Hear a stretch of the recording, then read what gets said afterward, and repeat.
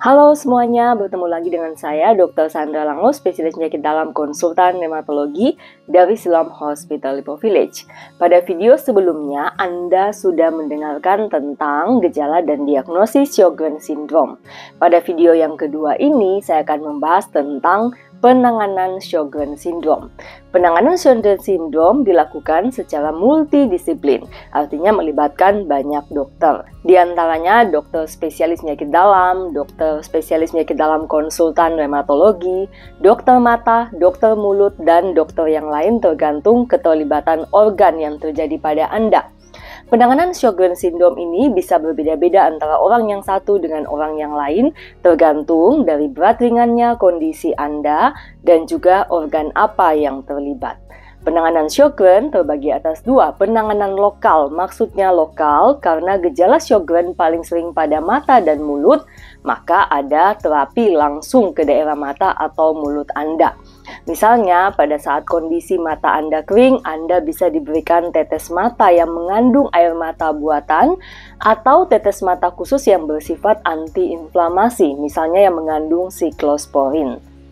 Jika mulut kering merupakan gejala utama Anda bisa diberikan air ludah buatan, artificial saliva, atau obat-obatan tertentu, misalnya pilocarpine atau Cefemelin. Bagaimana dengan pengobatan sistemik? Sama dengan penyakit rematik autoimun yang lain, ada obat-obatan yang bisa digunakan. Pemilihan obat sekali lagi sangat tergantung dari gejala Anda. Misalnya, gejala Anda dominan pada radang sendi atau muskuloskeletal, Anda bisa diberikan hidroksikloroquine dan atau methotrexate jika dibutuhkan. Namun, kalau ada keterlibatan organ-organ, misalnya keterlibatan paru, ginjal, neuropati yang cukup berat, kita juga bisa memberikan golongan imunosupresan yang lain. Bahkan pada kondisi tertentu tidak hanya kita memberikan imunosupresan seperti azathioprine atau mycophenolate, kita juga bisa memberikan obat-obatan yang dikatakan sebagai obat kemoterapi, walaupun sebenarnya fungsinya pada pasien Sjogren bukan sebagai kemoterapi, yaitu contohnya siklofosfamid atau rituximab pada kasus-kasus Sjogren Syndrome yang tidak membaik dengan pengobatan konvensional tadi. Nah, bagaimana dengan kortikosteroid? Anda mungkin bisa saja diberikan kortikosteroid pada awal terdiagnosis, karena kortikosteroid ini sifatnya bekerjanya sangat cepat mengurangi gejala Anda.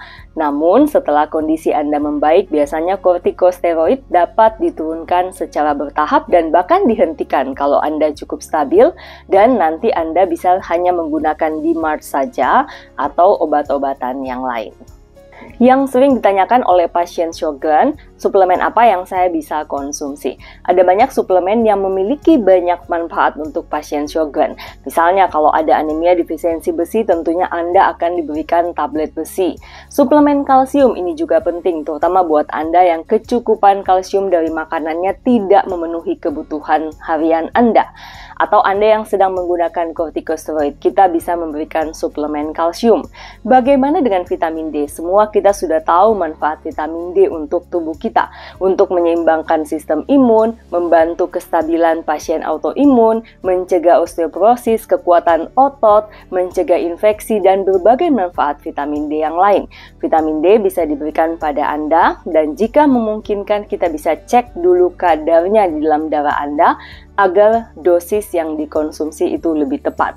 Kemudian ada juga suplemen omega 3. Pada berbagai penelitian, suplemen omega 3 ini bisa membantu sebagai terapi tambahan untuk mengatasi mata kering yang Anda sering alami sebagai pasien Sjogren. Namun yang sangat penting Anda pahami bahwa sekali lagi namanya suplemen itu hanya tambahan saja. Jadi dia tidak menggantikan obat rutin Anda. Jadi jangan menggunakan suplemen dan menghentikan obat rutin Anda dengan alasan saya bisa kok diperbaiki Sjogrennya hanya dengan suplemen. Biar dokter Anda yang akan mengatur dosis obat utama Anda dan suplemen apa yang Anda boleh konsumsi. Demikian penjelasan sekilas tentang pengobatan Sjogren Syndrome. Buat Anda yang baru terdiagnosis Sjogren Syndrome, pastikan Anda berobat teratur, terkendali sejak awal untuk mencegah kerusakan organ yang mungkin timbul pada pasien Sjogren.